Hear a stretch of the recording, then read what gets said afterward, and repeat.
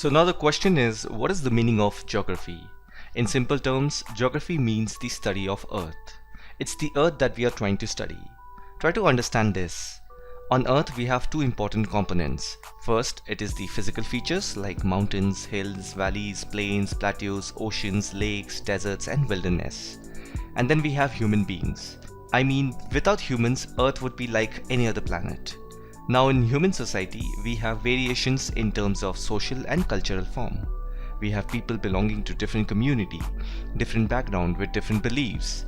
So it is really interesting to see the relationship between the physical environment and social or cultural features. From poetic point of view, we can say physical environment is like a stage and human societies are the actors performing. Now try to relate this.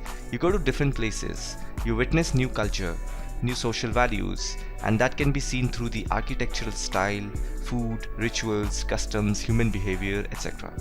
So all these creative skills were invented by people on the landform over a long period of time. So this is what geography helps us in understanding the relationship between the physical aspect and the human aspect of the earth. The term geography was first coined by Eratosthenes, a Greek scholar. Geo means earth and graphos means description. So it is the description of Earth that we are trying to understand in geography. Now, geography has many disciplines like natural science and social science. Under natural sciences, we have geology, pedology, oceanography, botany, zoology, meteorology, etc. And under social science, we have economics, history, sociology, political science, anthropology, etc. These all disciplines study different aspects of the Earth.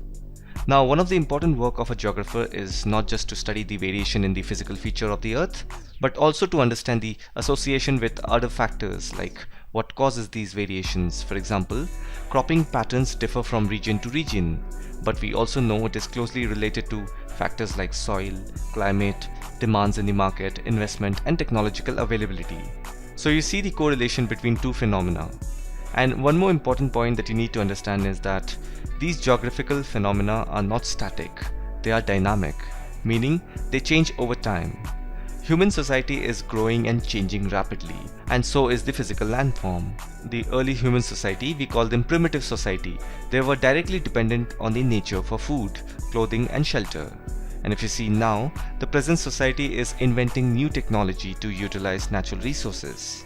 One good example would be with the creation of big machines, physical environment can be modified by humans, which was extremely difficult once upon a time. Therefore, we can say technology brought freedom. It helped in reducing the harshness of labor, increased labor efficiency, and provided leisure to human beings to attend to the higher need of life. With so much of development around, we now find humanized nature and naturalized human beings. Remember this term. It means humans have converted the environment totally the way they want it, with the help of their natural creativity and thought process.